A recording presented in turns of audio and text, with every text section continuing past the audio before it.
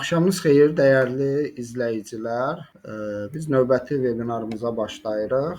Bir daha bildiririk ki, bu vebinarlar Addım Gənclərin İnkişaf Mərkəzi İctimai Birliyi tərəfindən Azərbaycan Gənclər Fondunun dəstəyi ilə gənclərin psixologiya sahəsində rəqəmsal maarifləndirmə platforması layihəsi çərçivəsində həyata keçirilir. Bu platforma çərçivəsində bizim bir saytımız olacaq, psixoders.az və saytın içərisində psixologiya ilə bağlı həm onun akademik sahələri, həm maarifləndirici istiqamətləri ilə bağlı tədbirlər, aktivitetlər planlamışıq və onları bir-bir həyata keçiririk. Bu vebinarlar da həmin platformanın psixomaarifləndirmə bölməsinə aiddir. Biz çalışırıq ki, hər dəfə bu sahənin praktikası ilə məşğul olan, akademik background olan mütəxəssisləri dəvət edək. Çünki psixologiya sahəsində bu gün ən çox ehtiyac olunan məsələ mövzularla yanaşı savadlı, elmə əsaslı işlərlə məşğul olan şəxslərin tərəfindən psixologiyanın tanıdılmasıdır. Yəni bildiyiniz kimi indi psixologiya sahəsində insanların, kütlənin tanıdıqlarının böyük əksəriyyəti rəqəmsal dünyanın yeni rəqəmsal alətlərin imkanlarından istifadə edib, amma əslində psixologiyada olmayan şəxslər tərəfindən təqdim olunur. Biz bu mənfi trendin əksinə getməyə çalışırıq. Bugünkü qonağımız da Səidə xanımdır. Səidə xanım həm uzun müddət Azərbaycanda yaşamış və çalışmış mütəxəssislərimizdəndir. Səhiyyə Nazirliyinin bir neçə qurumunda çalışıb. Sonra isə fəaliyyəti ilə əlaqədar xaricdə Almaniyada çalışır. Səhv eləmirəmsə indi də orada çalışır. Amma sadəcə müəyyən bir müddətli burdadır. Biz də fürsətdən istifadə edib onu dəvət etdik ki, bizim vebinarlara qoşulsun. Çox sağ olsun ki, etiraz eləmədi. İndi mən sizi Səidə xanımla baş-başa buraxıram. Ümid edirəm ki, hər kəs üçün faydalı olacaq.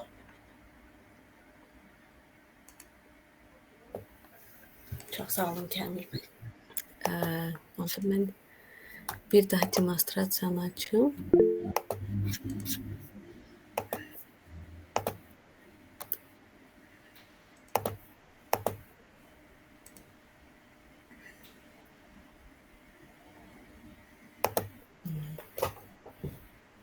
Bir daha hər birinizi salamlayıram. Mənim barədə artıq Kamil bəy bildirdi. Mənim adım Səidədir.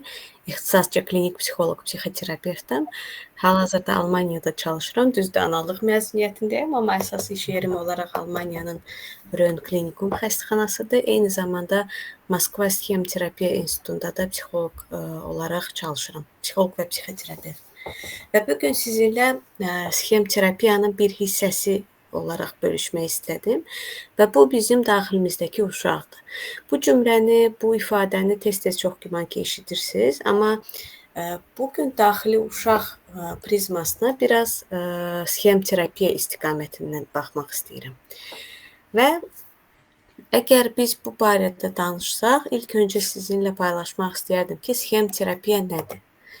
Sxem terapiya ümumiyyətlə inteqrativ bir psixoterapiya metodudur və bu metod özünün daxilində koqnitiv davranış terapiyasını, psixoanaliz, gestalt terapiya və ən əsası da bağlılıq nəzəriyyəsini götürür. Yəni hər bir terapiya istiqamətindən nələrsə götürmüş bir psixoterapiya metodudur. Bu uzun müddətli bir terapiya növüdür və əsas olaraq terapiyanın məqsədi odur ki, bizim daxilimizdə olan dərin düşüncələri və ən əsası da rejimləri, biz rejimlər dedikdə davranışlar nəzərdə tuturuq. Bu dərin və sxem və rejimlərin dəyişdirilməsi eyni zamanda sağlam rejim və pozitiv, müsbət və sağlam düşüncələrin möhkəmləndirilməsidir. Niyə sırf möhkəmləndirilməsi? Çünki demək olar ki, hər birimizdə sağlam rejimlər var. Yəni biz sağlam rejimlərlə doğuluruq. Amma həyat təcrübələrimiz onu gətirib çıxarır ki, disfunksional, dağıdıcı, qeyri-sağlam davranış və düşüncələr üstəliyə bilir. Əgər biz rejimlər barədə deyiriksə, burada hansı rejimlər ola bilər? Bu içimizdəki uşaqdır, yəni uşaq rejimi. Bu disfunksional tənqidçi rejimidir. Məsələn, yetərincə yaxşı işləmirsən, yaxşı övlad deyilsən, yaxşı ana deyilsən, yenə səhv buraxdın, imtahana 24 saatın 20 saatını hazırlaşmalısan, daha yaxşı işləməlisən, daha çox pul qazanmalısan. Bunlar hamısı tənqidi düşüncələrdir. Bu düşüncələr o zaman disfunksional olur ki, biz artıq bu düşüncələr nəticəsində yayınma davranışlarını keçə bilirik və ya əksinə bunu aşırı dərəcədə kontrol etməyə çalışırıq və s. Bu coping rejimlərdir. Məlum olduğu kimi stres zamanı biz üç cür davrana bilirik. Ya mübarizə aparırıq, ya donub qalırıq, ya da qaçırıq. Həmin bu üç davranış sxem terapiyada coping rejimləri adlandırır. Və bu sağlam rejimlərdir. Bu bizim terapiyanın məqsədidir. Sağlam rejimlər iki cür ola bilər. Sağlam yetkin və xoşbəxt uşaq. Biz necə bilə bilərik ki, fərqli bir situasiyada oyanan rejim içimizdəki uşaqdır. İlk öncə daxilimizdəki uşaq oyananda, bu bizim emosional tərəfimizdir. Məsələn, inciyəndə, qəzəblənəndə, əsəbləşib qapını çırpanda, impulsiv davrananda, bir insanı cəzalandırmaq istəyəndə, ünsiyyətdə əsəbləşib bloka atanda, yəni hər hansı bir emosional vəziyyətdə verilən qərarlar və davranışlar içimizdəki uşağın oyandığını bildirir. Və bu uşağın altında mütləq şəkildə ödənilməmiş emosional ehtiyaclar, qorxular və ən əsası mənəvi yaralar gizlənir. Fərqli stres vəziyyətlərdə içimizdəki uşaq oyana bilir.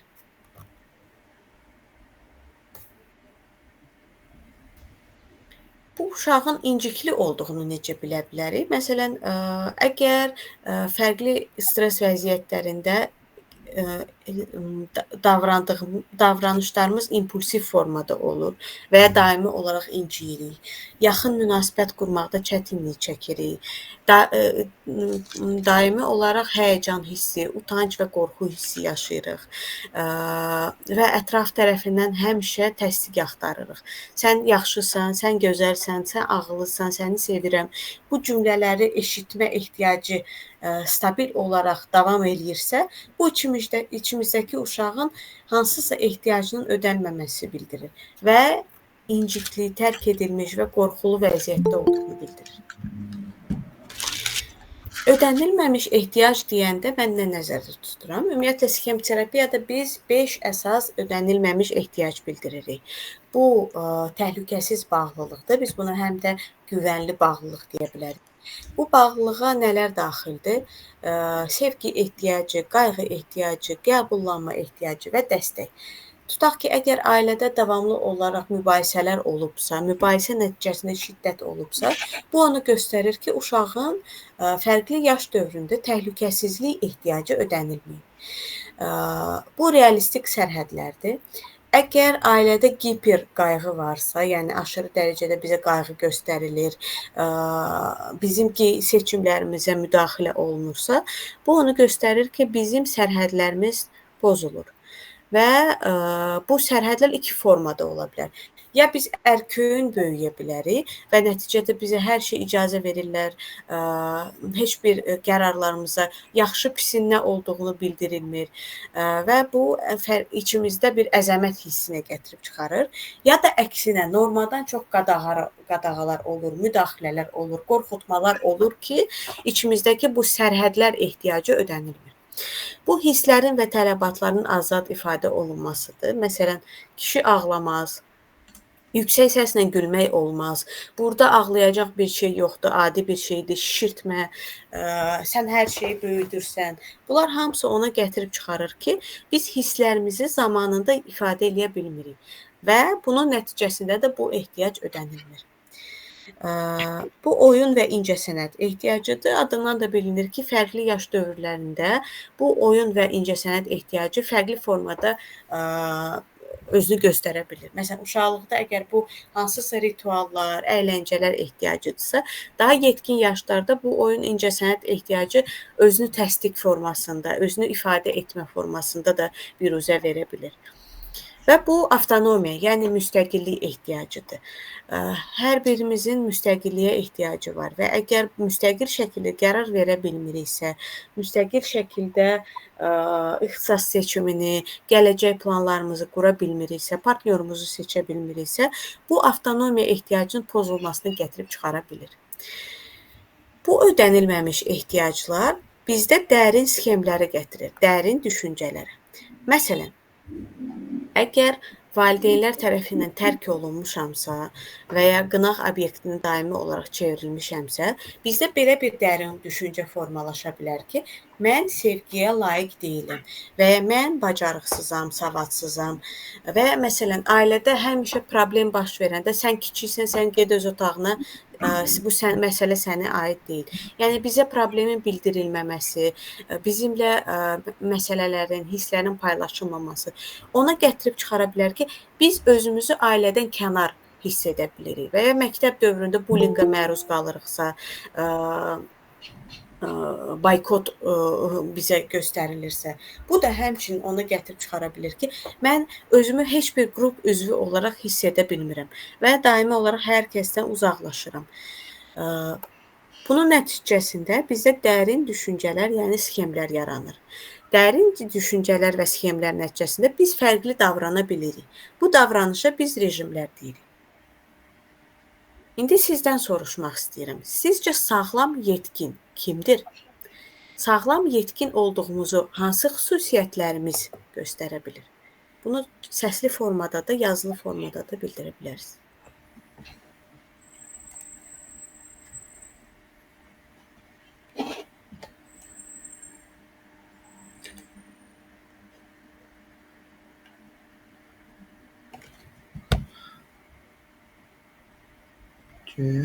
Fikirlərinizi yaza bilərsiniz əslində chat bölməsinə və yaxud da əlinizi qaldırırsınız, mən sizə söz verəcəm.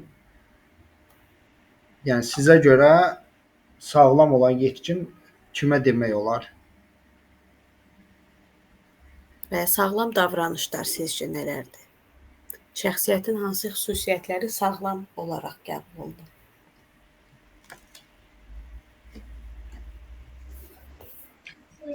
Emosional zəkanı deyə bilərik.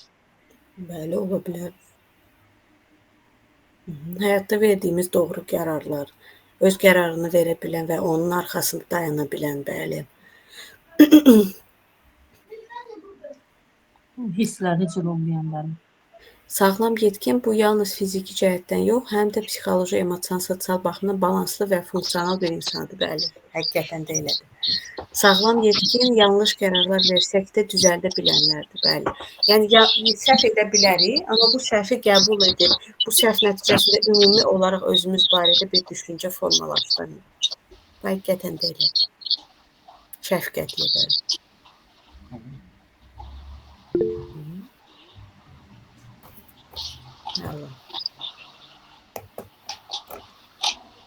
Gəlin onda davam edək. Sağlam yetkin kimdir? Bu içimizdəki qayğıkeş, dayanıqlı və ədalətli bir hissəmizdir. Bu özünü eşidə və dəstəkləyə bilən hissəmizdir. Yəni bir narahatlıq olanda narahatlığımızı görə bilən, adlandıra bilən bir hissəmizdir. Bu daxilimizdəki uşağın himayədarıdır. İlk öncə o himayə göstərir. Daha sonra başqalarından bunu gözləyə bilir. Və ən əsası da bu hissəmiz daxili və xarici sərhədlərimizi qoruya bilir. Yox deyə bilir, prioritetləri düzgün qura bilir, yardımı o halda eləyir ki, özünə zərər olmasın, yəni özünü qurban verməyə mail atmır. Başqalarının ehtiyaclarını üstün qoymur. İlk öncə özüm ki, sonra başqaları. Sağlam yetkin nəfsinə, hisslərinə, düşüncələrinə və həyatına cavabdeh olan insandır. Bəli, həqiqətən də sağlam yetkin tərəfimiz o tərəfdir ki, öz davranışlarımıza görə, emosiyalarımıza görə, seçimlərimizə görə məsuliyyət götürən və bu məsuliyyətdən qorxmayan, riskə getməkdən qorxmayan bir hissəmizdir. Bu rejim hamımızda var. Fərqli situasiyalarda bu rejim yarana bilir. Əsas odur ki, məsələn, bizim psixoterapiyada məqsədimiz odur ki, bu sağlam yetkin rejimi üstünlüyünü verək. Ki, stres vəziyyətdə, məsələn, tənqidçi yaransa da ki, mən yenə səhv elədim, diqqətsiz oldun imtahanda, məsələn, düz qaralamadın. Bu düşüncə yarandıqdan sonra sağlam yetkinə keçə bilik. Bəli, səhv elədin, amma gələn dəfə daha çox çalışa bilərsən. Bu məsələdə daha diqqətli ola bilərsən. Özünə vaxt verə bilərsən. İnsansan, səhv buraxa bilərsən və bu okeydir. Bizim məqsədimiz bax bu vəziyyətə çatdırmaqdır. Sağlam yetkinin inkişaf etmə strategiyaları necə ola bilər? İlk öncə içimizdəki səsi və rejimi eşidə bilmək. Biraz anlayışlı, özümüzə qarşı anlayışlı olmaq. Bu səsin mənə nə deyir? Məsələn, partnyorla münasibətdəyik və hansısa situasiyada sevilmədiyimizi, düşünülmədiyimizi, qəbul olunmadığımızı hiss eləyə bilirik. Bu an çox vacibdir ki, bu içimizdəki səsi dinləyə bilək. Bu səs sənə nə deyir? O niyə görə inciyib? Onun inciliyi altında hansı ehtiyac var? Bunun üçün nə edə bilərəm ki, bu ehtiyac ödənilsin? Sağlam yetkin içimizdəki uşağı boğmadan idarə edən bir amildir. Bəli, bu həqiqətən də elədir. Uşaq rejimi hər birimizdə var, amma bəzən uşaq olaraq davranmağımız da bizə zərər verə bilər. Məsələn, bu impulsiv davranışlar, cəzalandırma istəyi, məsələn, münaqişə yaşayırıq, bu bizi incidib və biz istəyirik ki, o insan bizi nə dərəcədə incitdiyini başa düşsün. Bu içimizdəki uşaqdır və əgər biz bu uşağın istəyi formasında geçsək və onun bu davranışı olaraq geçsək, bu dağıdıcı bir davranışı gətirib çıxara bilər. Qəzəblənmək normaldır, amma qəddar olmaq normal deyil. Və bizim məqsədimiz qəzəbi sağlam formada göstərməkdir, sərhədləri qoruyaraq və sağlam şəkildə bu qəzəbi bildirərək və həmçinin də digər emosiyalar. Digər strategiyalardan biri dərin düşüncələri gördükdən sonra onu yenidən qiymətləndirə bilməkdir. Məsələn, mən yetərsizəm deyil, mən yetərincə yaxşıyam. Və ya mən pis övladam deyil, mən yetərincə yaxşı övladım. Mənim müsbət tərəflərim də var, mənfi tərəflərim də var. İdeal bir övlad yoxdur və mənim məqsədim sadəcə zərər vermədən öz seçimlərimi də edə bilməkdir. Emosional ehtiyacları ödəyə bilmək və qayğı göstərmək. Bu məsələ necə formada ola bilər? Hər birimizin yardıma ehtiyacı ola bilər və yardımı istəyə bilmək, ağlaya bilmək, kədərlənə bilmək, problemi bölüşə bilmək. Bu zəiflik əlaməti deyil.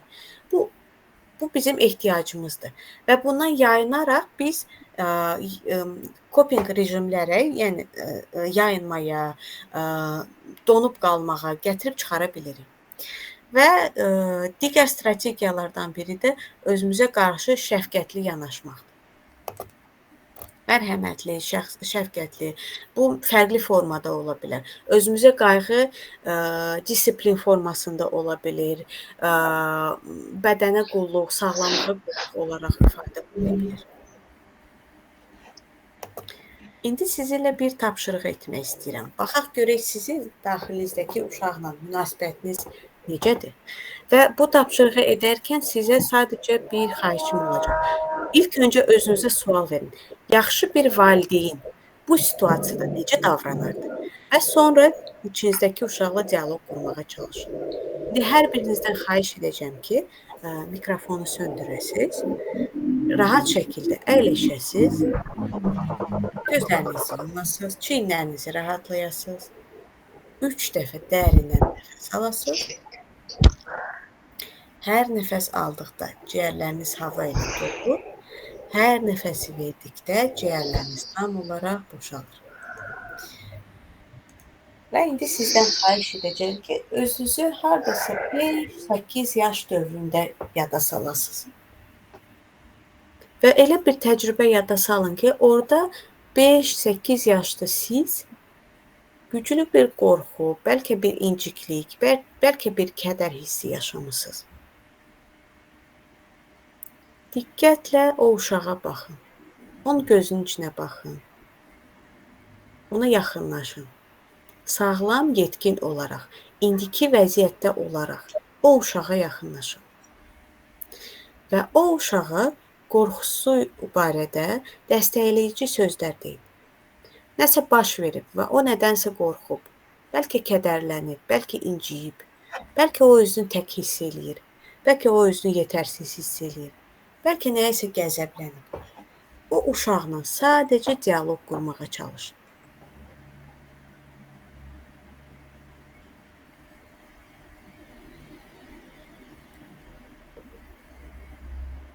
İndi mən sizə bəzi cümlələr deyəcəm və sizdən xahiş edəcəm ki, siz həmin cümlələri ona təkrarlaya biləsiniz. Səni çox istəyirəm. Səninlə qürur duyuram. Bağışla ki, səni uzun müddətdir yada salmıram və səni burada unutmuşam. Səni dəyişmək istəyini geri çəkirəm. Bütün qorxularla, utancaqlıqla, narahatlıqla səni qəbul edirəm. Yaşadığın duyğuları, təcrübələri görürəm. Bu sənə qarşı böyük bir haqsızlıq idi. Və artıq sənin yanındayım və sənə dəstək olmağa hər an hazıram. Və səndən soruşmaq istəyirəm. Sənin üçün nə edə bilərəm ki, sən özünü xoşbəxt, sevilən hiss eləyə biləsən. İndi o uşağın cavabını eşitməyə çalışın. Sadəcə dinləyin. 5-8 yaşlı siz bu suala nə cavab verərdiniz? Onun həmin anda ehtiyacı nədir? Əlavə olaraq dəstək verici nə sözləriniz varsa deyə bilərsiniz.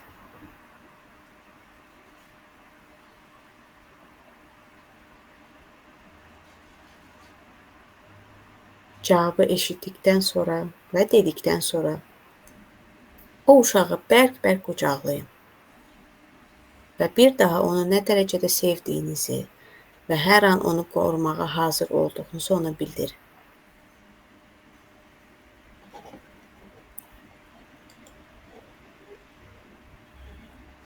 Üç dəfə dərindən nəfəs alın. Hər nəfəs aldıqda ciyərləriniz hava ilə dolur. Hər nəfəsi verdikdə ciyərləriniz tam olaraq boşalır. Və yavaş-yavaş hazır olduqda gözlərinizi açın.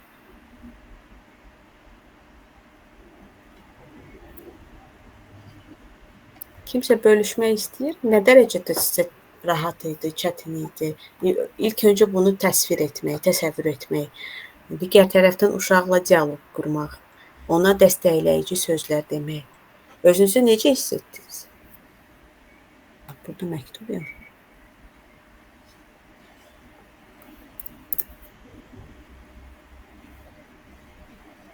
Düşüncələriniz nə idi? O uşaq necə görsənirdi?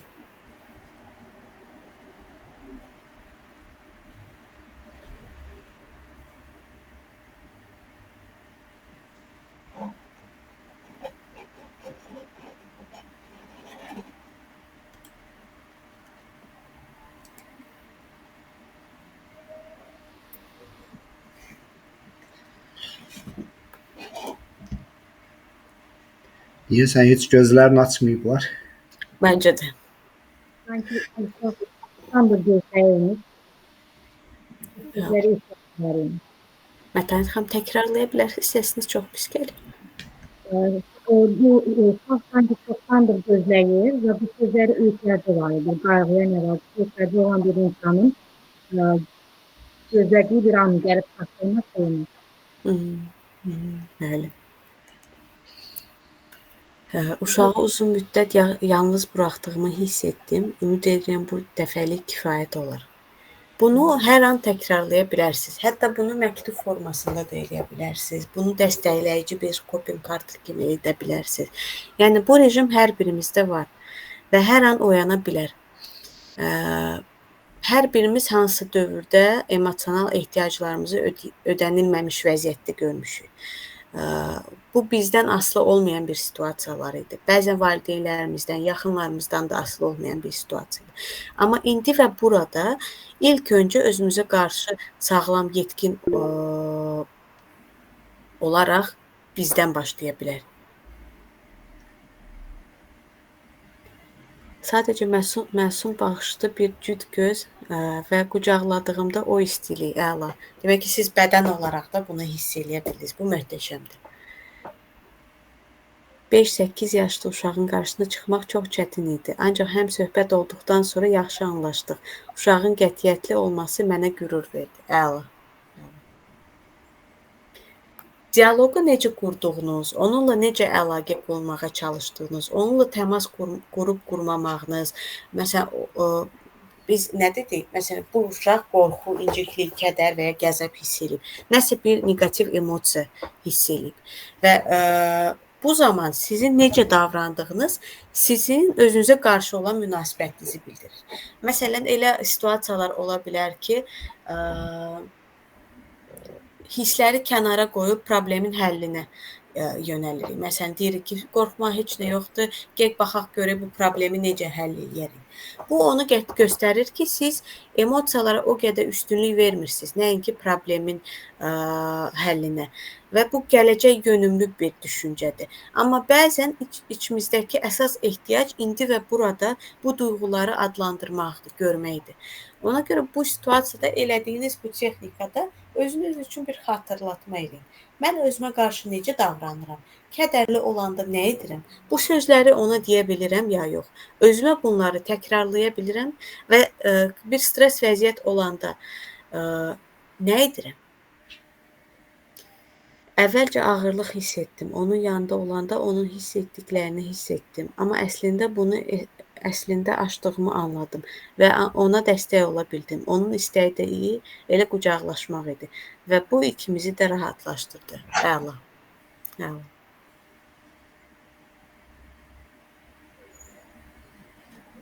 Demək ki, bu uşağın uzun müddətli qayğıya ehtiyacı var idi. Qucağa, təmasa ehtiyacı var idi. Və strategiya olaraq, mütəmadi olaraq bax, bu formada özünüzə bu dəstəyi verə bilərsiniz. Bu meditativ formada da ola bilər. Bu hər hansı bir özünə qayğı formasında ola bilər. Krem çəkmək, toxunmaq. Kövrəldim, ağladım. Sonra ikimiz də xoşbəxt ayrıldıq. Təşəkkürlər. Sonu xoşbəxt olduğunuz üçün şadam. Buyurun.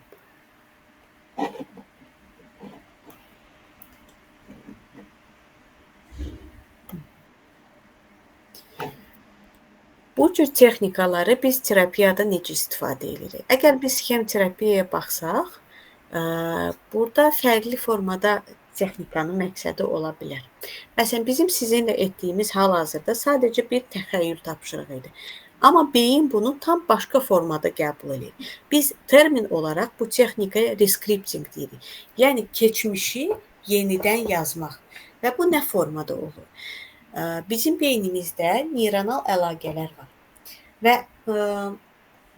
beyin üçün təxəyyüldə təsəvvür etmək real həyatda yaşamaq deməkdir.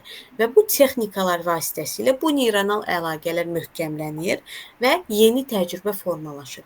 Yəni, indi anlaqlı şəkildə biz başa düşsək ki, bu sadəcə bir texnika idi, beyin üçün bu yeni bir təcrübə idi. Nə vaxt ki, balaca məsələn, Səidənin, daxilimizdəki uşağın bu ehtiyacları ödənildi. O qorundu, o dəstək aldı, o istədiyi o qucağı, istiliyi ala bildi. O illərdir gözlədiyi sözləri eşidə bildi. Və bunlar hamısı ona gətirib çıxarır ki, mütəmadi olaraq bu cür texnikaları etdikdə, özümüzə qarşı şəfqətli davrananda, mənfi düşüncələri, narahat edici düşüncələri görüb də onlara alternativ bir düşüncə formalaşdıranda, bu ona gətirib çıxarır ki, biz indiki zamanda artıq özümüzə qarşı başqa cür davranmağa başlayırıq. Çünki artıq beyin başqa strategiyalarda möhkəmləndirir və alternativ davranışlara açıq olur. Uşağa baxanda kövrəldim, onu unutduğumu zənn etdim, yazığım gəldi. Ağlamamaq üçün özümü tuta bilmədim. Nə yaxşı ki, özünüzə ağlamağa icazə verdiniz. Çünki demək ki, buna ehtiyac var idi. Ola bilər ki, mütəmadi olaraq bu hisslər bastırılırdı və bu hisslərin yaşanması bizim təməl ehtiyacımızdır. Bu ehtiyaclar ödənilməməsi biz digər ehtiyacları ödəyə bilmərik. Ona görə də bax bu cür situasiyalarda nə hisslər yaşadınızsa, onları bastırmaq deyil, adlandırmaq, yaşamağımız çox vacibdir. Kiminsə bu rejimlər barədə, sağlam yetkin barədə və ya tənqidçi barədə sualları varsa verə bilərsiniz.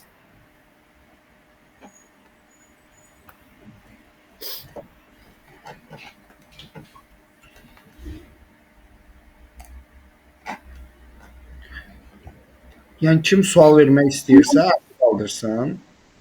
Aha, mənim bir sualım var idi. Bayaq dediniz ki, sağlam yetkin üçün məsələn şəfqətli olmalıdır, emosional tənzimləmə bacarığı olmalıdır, sərhəd qoymağı bilməlidir. Məsələn, biz necə sərhəd qoya bilərik və ya emosional tənzimləmə bacarığımızı necə inkişaf etdirə bilərik? Bu barədə də zəhmət olmasa məlumat verə bilərsiniz. Çox sağ olun. Əgər sərhədlər barədə danışırıqsa, bunun üçün əsas bir xüsusiyyət var və biz buna assertivlik deyirik. Assertivlik nədir? Bəzi situasiyalarda yox deyə bilməkdir.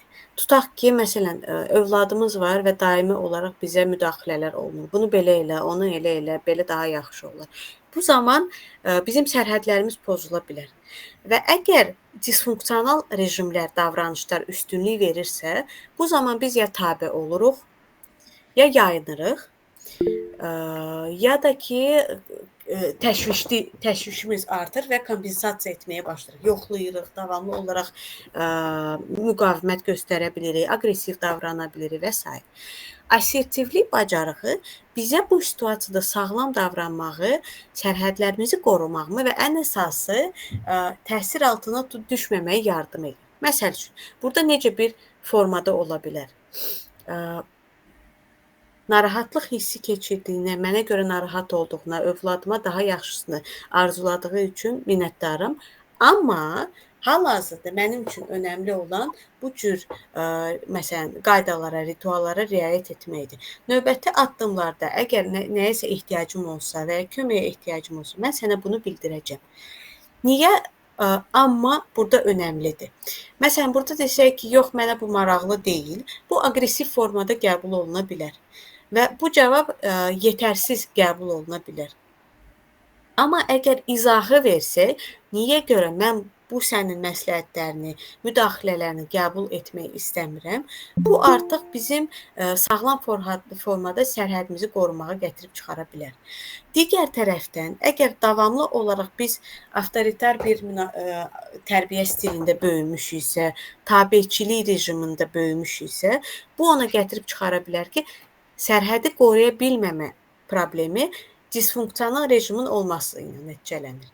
Yəni, bu rejim var deyə, məsələn, yox desəm pis övlad olacam, yox desəm mənə görə əsəbləşəcək, günahkarlıq hissi nəticəsində, qorxular nəticəsində, itirmək qorxusu nəticəsində sərhədlərin pozulmasına icazə vermiş ola bilirik. Ona görə sərhədləri ilk öncə qoruya bilmək üçün niyə mən sərhədləri pozmağıma icazə verirəm? Niyə bu hallar rast gəlinir? Niyə mən yox deyə bilmirəm? Sualımızı özümüzə vermək çox vacibdir. Bəzi situasiyalarda Buna səbəb itirmə qorxusu ola bilər. Əgər narazılığımı bildirsəm, düşünəcək ki, problemliyəm, pisəm və məni tərk edəcək. Bəzən bu hər hansı bir fəlakətin, münaqişənin baş vermə qorxusu ola bilər. Bəzən başqasını incitmək qorxusu ola bilər. Ona görə sərhədləri qorumağı öyrənməmişdən qabaq bunun altında hansı narahatlığın, hansı qorxunun gizləndiyini öyrənməliyik. Bunu öyrəndikdən sonra, adlandırdıqdan sonra artıq yavaş-yavaş bu qorumağa doğru da gedə biləcəyik. Assertivlik xüsusiyyəti bir işıqfor kimidir. Məsələn, bir insanın sərhədi necə qoruya bilər? Birinci, yaşıl işıq. Biz sakit formada, normal şəkildə, yəni aqressiya olmadan çox sağ ol, minnətdaram tövsiyən üçün, amma hal-hazırda bu mənim üçün aktual deyil. Bu mənim üçün prioritetdə deyil. Çünki hal-hazırda üstünlüyü başqa məsələyə verirəm. Bu formada. Əgər bu insan başa düşmürsə, yəni assertivlik bizə qarantiya vermir ki, mütləq şəkildə yox deyə bilsəm, bu yoxu qəbul edəcəklər. Əgər o bunu başa düşmürsə, artıq sarı işığa keçirik. Biraz burada sərtliyi, soyuqqanlığı əlavə eləyə bilərik. Bəli, mən səni eşitdim, amma bu mənə uyğun deyil və səbəbləri də sənə bildirdim. Bir daha minnətdaram, amma mən bunu etmək istəmirəm. Bunu da başa düşməsə, artıq qırmızı işığa keçə bilər. Və bu daha aqressiv formada bildirməkdir ki, artıq sənə bunu bildirdim ki, sənin məsləhətin mənim üçün hal-hazırda aktual deyil və bunu eşitmək istəmirəm. İcazənlə başqa bir mövzuya keçid etmək istəyirəm. Yəni bu işıqfor formasında addım-addım keçə bilərsiniz. Bunu praktikada etməyiniz çox vacibdir. Amma praktikada etməmişdən qabaq düşüncənizi fokuslanın. Baxın, görün, bunu tətbiq etmək üçün hansı düşüncə sizə maneə törədir? Günahkarlıq hissi ilə bağlı düşüncələr, itirməklə bağlı düşüncələr, yoxsa başqa bir situasiya, yoxsa məsələn, tabe olmayanda, cavab qaytaranda, məsələn, cəzalanırdınız, döyülürdünüz, şiddətə məruz qalırdınız və ona görə qorxu var ki, narazılığı bildirsəm təhlükə olacaq. Yəni, narazılığı bildirmək, yox demək təhlükə deməkdir. Bunu özünüz üçün ilk öncə analiz edin. Emosional regulasiyaya isə gəlmişkən, emosional disregulyasiya gətirən əsasən bir neçə sxemimiz var. Bu emosional deprivasiya sxemidir. Bu o düşüncədir ki, biz deyirik ki, yaxınlarımız onsuz da məni başa düşməyəcək, mənə dəstək göstərə bilməyəcək.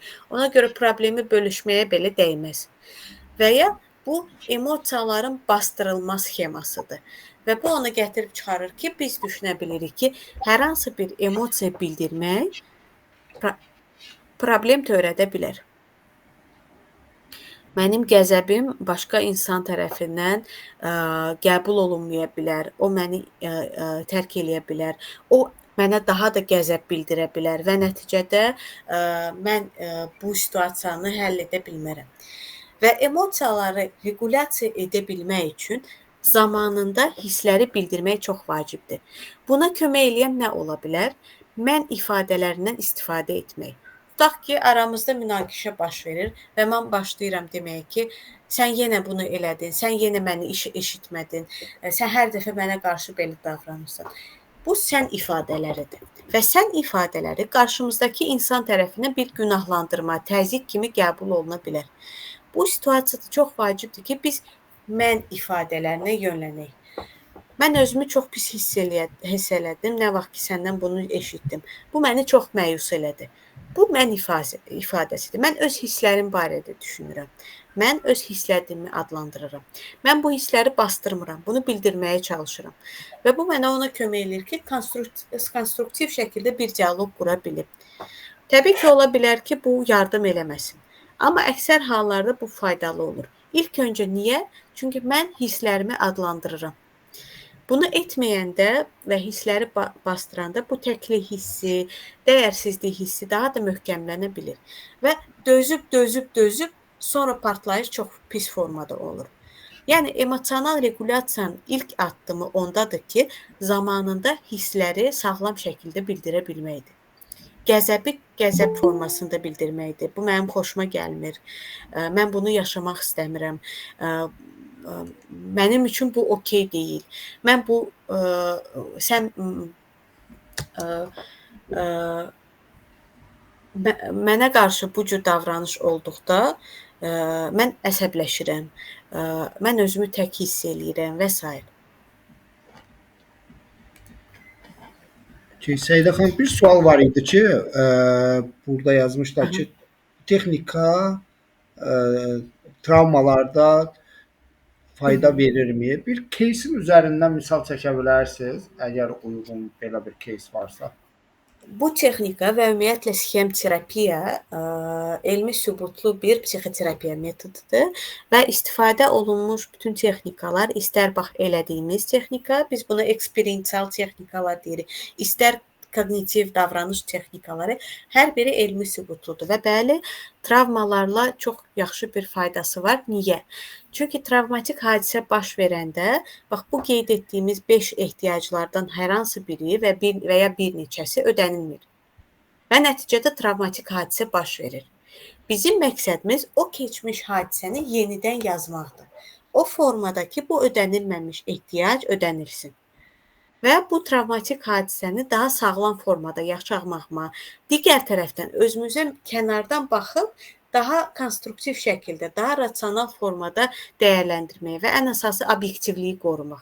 Çünki bəzən travma yaşayan insanlar düşünə bilir ki, baş verənlərdə günahkar mənəm. Mən yetərincə yaxşı özümü müdafiə eləmədim və ya mən həmişə uğursuz idim, mən zəifəm, mən ağladım, mən qorxağam. Və kənardan bu situasiyaya baxdıqda və bu hadisəni yenidən yazmağa çalışdıqda biz artıq özümüzə bir müşahidəçi rolunda baxa bilirik və qərar verə bilirik. Doğrudan da bu sənin məsuliyyətin idi. Doğrudan da bu hadisədə sənin problemli, uğursuz, bacarıqsız olduğunu görə bilirik. Yoxsa baş verənlər sənin anormal hadisəyə qarşı normal reaksiyan idi. Yəni qorxmaq, ağlamaq, kədərləmək normaldır. Normal olmayan baş verən hadisəyə qarşı ümumiləşdirib özümüz barədə biz düşüncə formalaşdırmaqdır. Və bu cür texnikalar bizə özümüzə qarşı daha sağlam düşüncəyə formalaşmağa, daha sağlam davranış strategiyaları formalaşdırmağa yardım edir. Uğursuz olanda da özümüzü necə sevə bilərik? Öz içimizdəki dəyərsizlik səsi ilə işləməyi necə bacaraq? Bax, içimizdəki o dəyərsizlik səsi, bu həmin o tənqidçidir. Və bu tənqidçi bir neçə növdə ola bilər.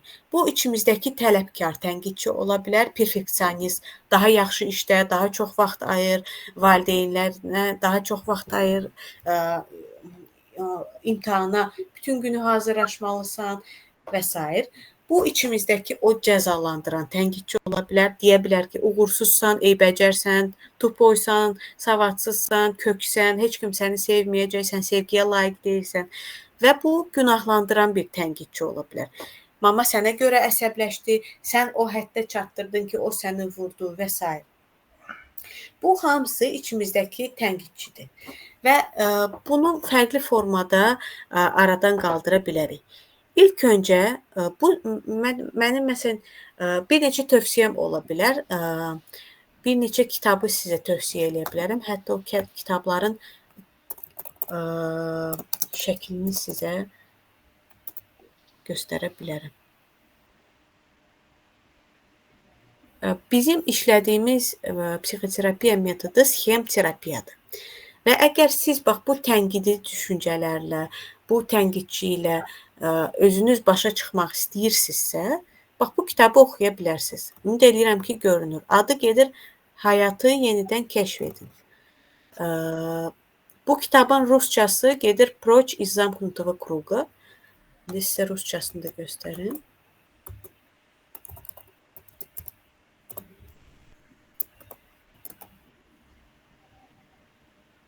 Rusça variantı bax belə gedir. İngilis variantı isə gedir Reinventing Your Life.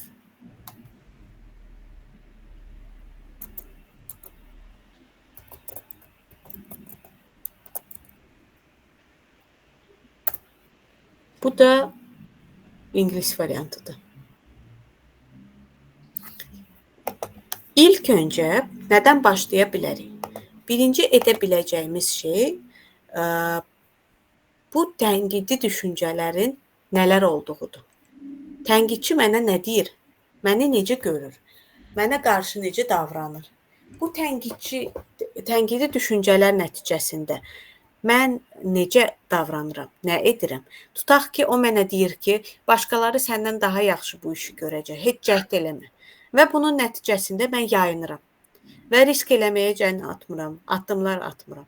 Bizim məqsədimiz baxmaqdır. Bu dəyərsizlik səsi mənə nə deyir? Daha sonra fərqli texnikalar istifadə edə bilərsiniz. Məsələn, bu düşüncəni təsdiq edən, inkar edən nələrdir? Bunun nəticəsində mən necə davranıram? Bu davranış mənə necə kömək eləyir və əksinə mənə zərəri nədir? Qeyd etdiyim kitabları oxuya bilərsiniz. Bu kitablarda çox yaxşı içimizdəki o səs barədə, dərin sxemlər barədə, ödənilməmiş ehtiyaclar barədə və bu ehtiyaclar zamanı necə davranmalı olduğumuz barədə çox faydalı bir tapşırıqlar və texnikalar var.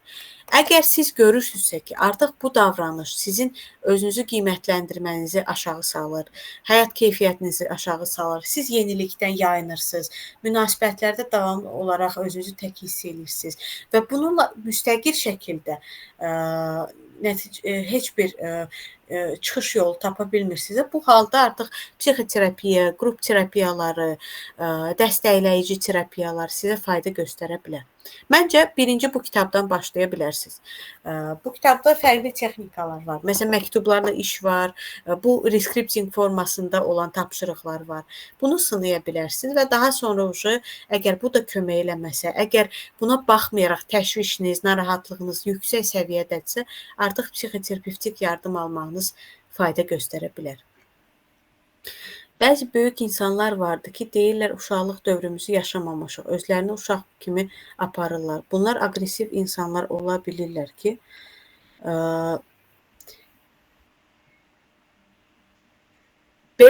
əgər mən sizi düz başa düşdümsə, bəzi insanlar deyə bilir ki, mənim uşaqlığım olmayıb, məsələn.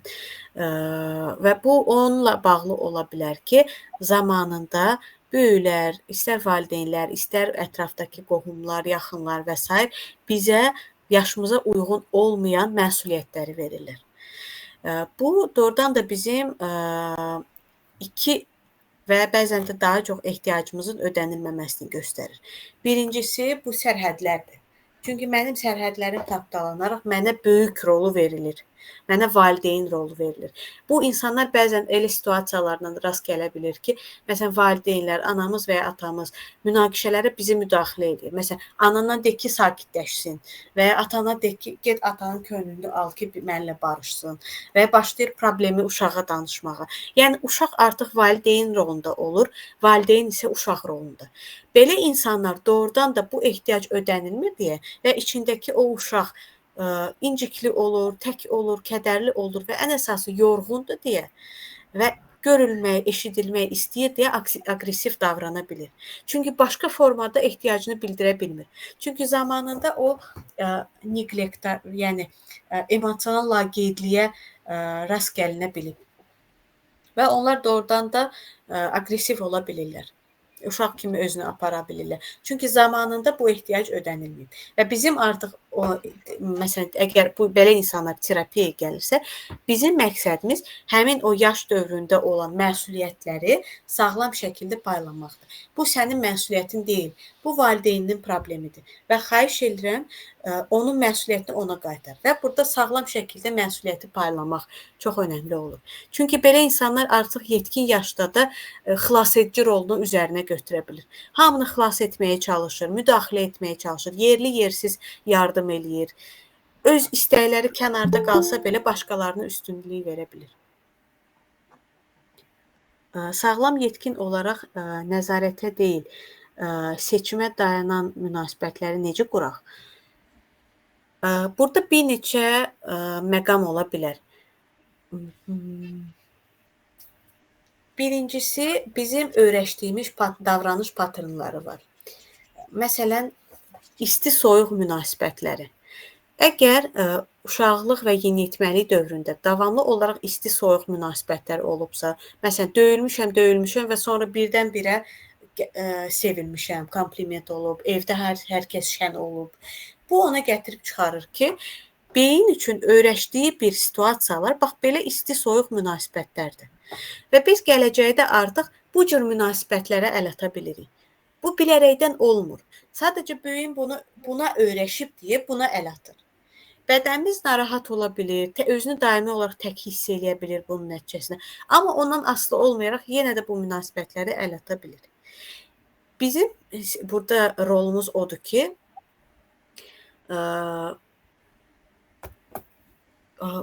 bir dəfə verilən müsbət effektə deyil, pozitiv bir effektə deyil, mənfiləri görə bilməkdir və bunu tərəziyə qoya bilməkdir.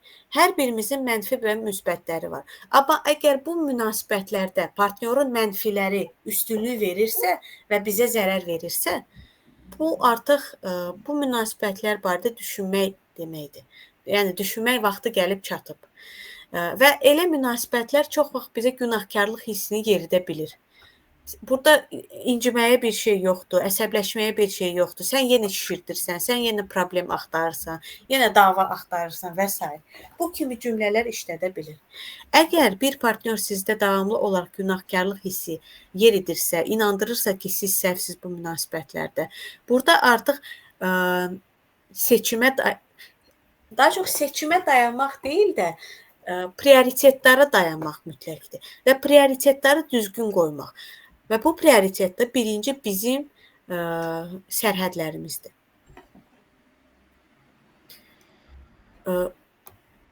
Nəzarət etmək əslində yaxşı bir xüsusiyyətdir. Yəni bu disiplindir, bu kontroldur. Amma belə münasibətlərdə əksinə nəzarətsizlik olur, disiplinsizlik olur, sərhəd aşması olur və s.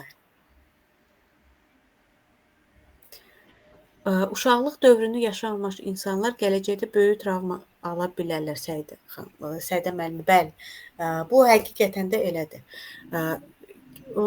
Daha doğrusu uşaqlıq dövrünü hamı yaşayır. Amma uşaqlıq dövrünü sağlam şəkildə yaşamadıqda və rollar dəyişikliyi olanda, şiddət olanda, emosional laqeydlik olanda, gələcəkdə bu travma nəticəsində qeyri-sağlam, destruktiv davrana bilirik, zərərli davrana bilirik. Məsələn, stresi qida ilə, yemə pozuntusu ilə, kompulsiv yeməklə azaltmağa çalışa bilərik və ya əksinə özümüzü işə verə bilərik, normadan çox cinsi əlaqəyə gedə bilərik və ya şopaqalizm, pul xərcləmələr, alkoqol maddə qəbulu, kompüter oyunları, bu kimi davranışlara da meyil ata bilirik. Gözəlsəniz, nitqiniz, izahlarınız, məlumatlarınız, çıxışlarınız üçün çox sağ olun. Bizlər üçün faydalı və səmərəli bir webinar oldu. Davamlı olsun hər zaman. Çox sağ olun, minnətdarım. Ümid edirəm suallarınıza tam cavab verə bildim. Əgər yenə də suallarınız varsa, verə bilərsiniz. Son olaraq sizə demək istədiyim sadəcə bir mesaj var və bu odur ki, daxilimizdəki uşaq bu bir zəiflik deyil. Bu bizim canlılığımızın mənbəyidir. Əgər içimizdəki uşaq inciklidirsə, qəzəblidirsə, nələrsə bizə demək istəyir, bizə hansısa ödənilməmiş ehtiyac barədə siqnal göndərir və sizə qarşı qayğıkeş və sağlam yetkin siz özünüz ola bilərsiniz. Əsas odur ki, buna qarşı açıq olaq, özümüzlə əlaqə qura bilək, özümüzü eşidə bilək və qəbul edə bilək.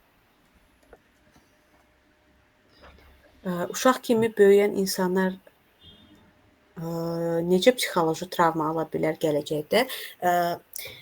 Uşaq kimi böyüyən insanlar necə bir insanlardır? Məsələn, tutaq ki, bizim yerimizdə davamlı olaraq qərarlar verilibsə, hər şey bizə yazılı formada, məsələn, dərmanı bu vaxtda içməlisən, bunu sən eləyə bilərsən, yox sən yıxılarsan, gəl mən sənin yerinə eləyim və s. Yəni, hər dəfə bizim məsuliyyətimiz başqasının üzərinə götürdükdə bu bizim müstəqilliyimizin pozulması deməkdir. Müstəqilliyimizin pozulması hələ də yetkin yaşda qərar verə bilməmə, seçim edə bilməmə, addım ata bilməməyə gətirib çıxara bilir.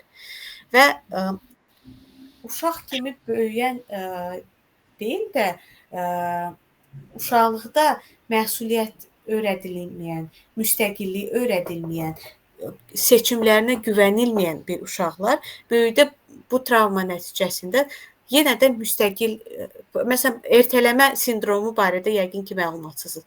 Hər dəfə nələrisə ertələyir. Ertələyir çünki uğursuzluqdan qorxur. Uğursuzluqdan qorxur çünki çox vaxt ya inamsızlıqla rast gəlinib, ya da ki, zamanında bizim yerimizə seçimlər olunub, məsuliyyət verilməyib bizə, qərarları özümüz müstəqil şəkildə yerinə edə bilməmişik və bu kimi hallar. Zamanında aldığımız travmalar var ki, heç bir yaddan çıxartmaq olmur. Onları necə çıxartmaq olmaz? Onları biz heç cür yaddan çıxarda bilmərik. Biz onu sadəcə qəbul eləyib və o travmalara qarşı sağlam bir düşüncə formalaşdıra bilərik. Bədən hər şeyi xatırlayır. Məsələn, bəzi insanlar deyir ki, uşaqlığım yadımda deyil. Ola bilər ki, doğrudan da bu unutqanlıq deyil, bu stres nəticəsində yaradan bir unutqanlıqdır. Bu beynin bizə göstərdiyi bir müdafiə mexanizmidir. Çünki o uşaqlıq o qədər bəzən ağrılı ola bilib ki, unutmaq bu bizim üçün daha asandır. Nəyə ki, bunu qəbul etmək. Və bizim terapiyada məqsədimiz və ümumiyyətlə sizin öz üzərində işləyən zaman məqsədiniz travmatik hadisəni haqsızlığı haqsızlıq olaraq, zorakılığı zorakılıq olaraq və məsuliyyəti sağlam valideynin məsuliyyəti və ya yetkinin məsuliyyəti burada nə idi? Mənim bir uşaq olaraq burada məsuliyyətim nə idi? Bunları sağlam şəkildə paylamağımız olaraq həll yolunu tapa bilir. Amma xeyr, təəssüf ki, bunu unutmaq mümkün deyil. Sadəcə qəbul etmək və daha obyektiv yanaşa bilərik.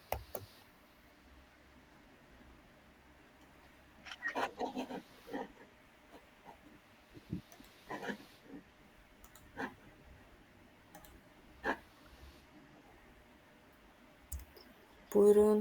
Mən sizə də minnətdarlığımı mən bildirirəm qoşulduğunuz üçün, aktiv iştirakınız üçün, suallarınız üçün. Əgər sualınız yoxdursa, onda yavaş-yavaş sağollaşa bilərik. Salam Seydə xanım. Mən sizdən bir kömək istəyəcəm. Mənim oğlum abituriyentdir. Biraz aşağı bal toplayıbdı və buna görə də özünü cəzalandırır. Peşə seçimində tamam fərqli bir şey seçməni istəyir. Mən də buna heç türlü kömək eləyə bilmirəm, çünki imkan vermir. Bilmirəm necə yanaşım. Nə deyir, necə bildirir? Məsələn, birinci qrupdan veribdi, imtahan veribdi. Orada balı biraz mühəndislik istəyirdi, ora qəbul ola bilmir. Balı ora düşmədiyinə görə sırf özünü cəzalandırmaq üçün bilirəm ki, bunu seçir. Məsələn, burada seçir, heç istəmədiyi bir sahəni seçir. Tamam fərqli bir yeri. Mən bilirəm ki, məsələn, orada dözə bilməyəcəkdir. Orada bilirəm ki, o çox oxuya bilməyəcək də orada. Mən də ona kömək eləyə bilmirəm. İmkan vermir kömək eləyəm. Bilirəm də ki, səhvdir. Çalışmısınız? Elə alınmır. Necə reaksiya bildirir? Çalışıram. Mən elə deyir, buranı seçəcəm, mən elə oxuya bilsəydim, elə oxuyardım. Demək ki, məndədir problem, mən oxumamışam, ya qalacam, heç ara getmirəm. Məsələn, mən ona təşrif edirəm ki, sən qabiliyyət imtahanında verə bilərsən, çünki attestat balın yüksəkdir, filandır da. Ona qarşı rədd edir ki, mən heç nə istəmirəm, elə mənə bu lazımdır, filan. Tamam, başqa bir, heç özünü də bilirəm ki, istəmədiyi bir şeyi, bir peşəni seçir. İmkan vermir ki, ona kömək eləyib. Bilmirəm də ki, hardan başlayım, necə eləyim. Bu doğrudan da çox çətin bir vəziyyətdir və bəzən həqiqətən də... Bilirəm də ki, peşman olacaq. Bilirəm də ki, özünü cəzalandırmaq üçün eləyib bunu. Yəni, sırf mənə görə eləyir ki, yəni sənin əziyyətini mən yerdə qoydum deyə eləyir də bunu.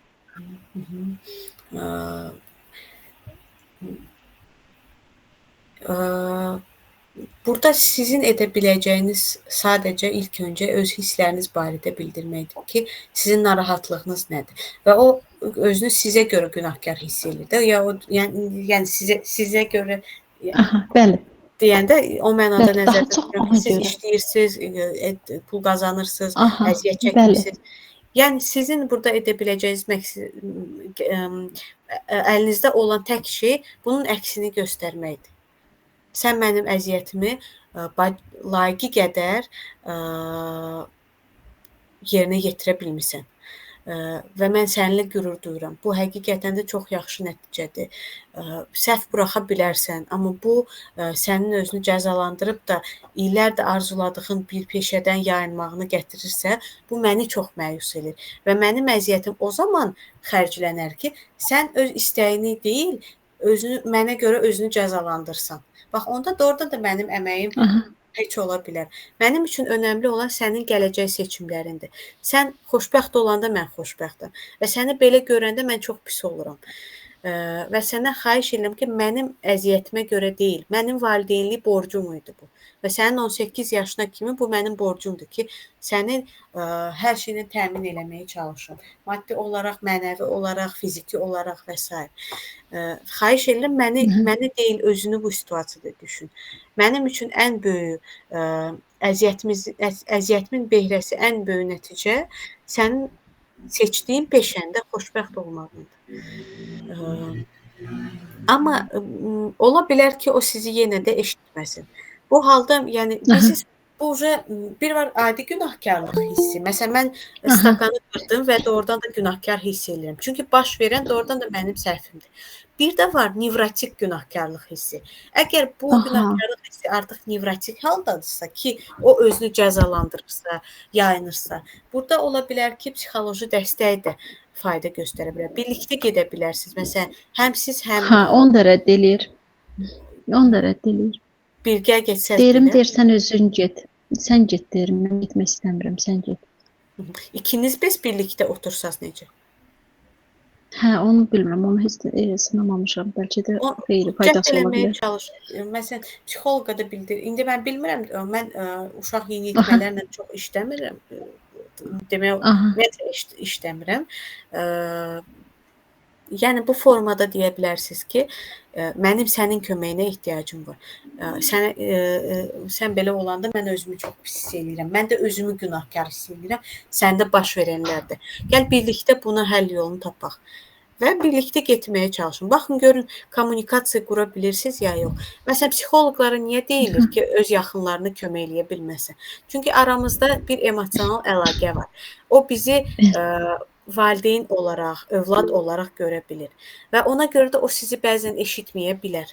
Amma kənardan birisini eşidə bilər. Ona görə bu formada cəhd eləməyə dəyər. Amma yəni onun bildirdiyi şey günahkarlıq hissidir ki, sizin əziyyətinizi yerdə buraxdı.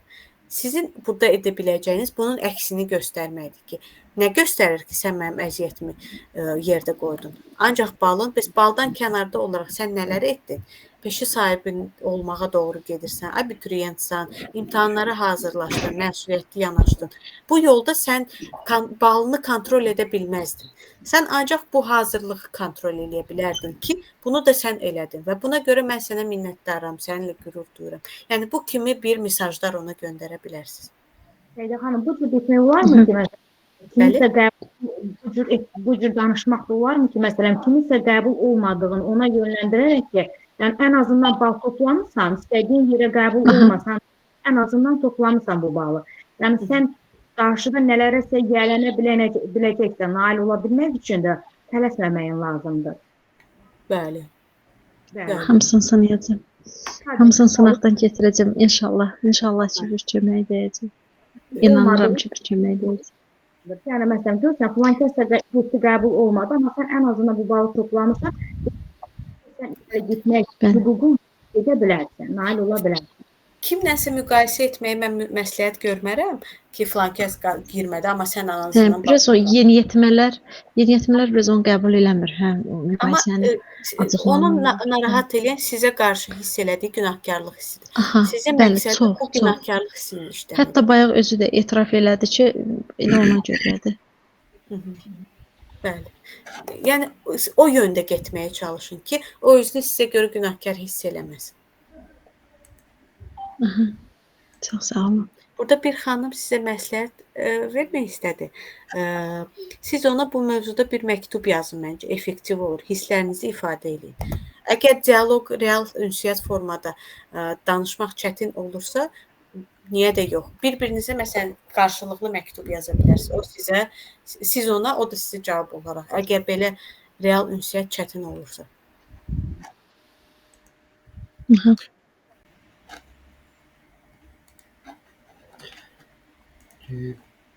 Başqa sual, reaksiya varmı? Deyəsən yekunlaşırıq.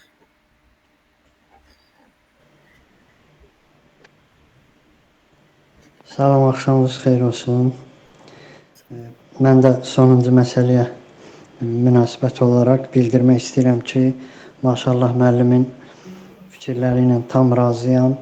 Məncə çox gözəl analiz idi və xanıma da bu yönümdən çıxış eləməyi təbii ki, tövsiyə edirəm. Uğurlar arzu edirəm və gözəl tədbirlərə və təlimlərə görə hər birinizi alqışlayıram. Təlimçi xanımımıza da dərin təşəkkürümü bildirirəm. Allah razı olsun. Sağ olun.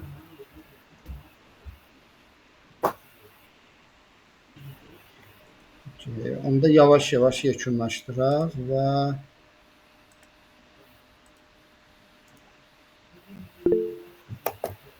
Səidə xanıma təşəkkür edirik.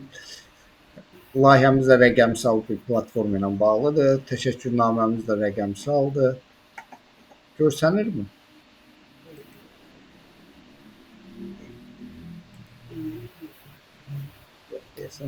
Bəli.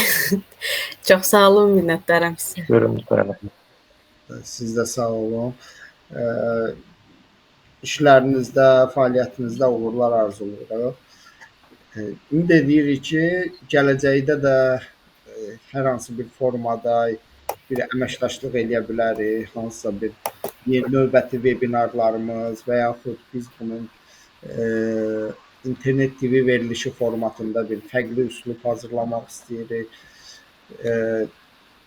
Məncə sizə etiraz eləmərsiniz, indidən boynunuza qoyaq. Məmnuniyyətlə faydam olsa hazıram. Nəsə suallarınız olsa da e-mail vasitəsilə mənimlə əlaqə saxlaya bilərsiniz. Heç bir problem yoxdur. Slaydları da göndərəcəm. Təşəkkür edirik Səidə xanım. İştirakçılardan kimlərin sualı olsa Səidə xanıma əlaqə yaratmaq istəsə, bizim vasitəmizlə yönləndirmə edə bilərik. Hər hansı bir çətin keysləriniz olarsa, məktəbdə, mən belə başa düşdüm, burada məktəb psixoloqlar da çox idi, tələbələr də çoxdur. Hansısa bir məsləhətə, sözə, suala ehtiyac olsa, bizim vasitəmizlə çıxış əldə edə bilərsiniz. Səidə xanımı yola salırıq və başlayırıq biz qeydiyyatı yoxlamağa.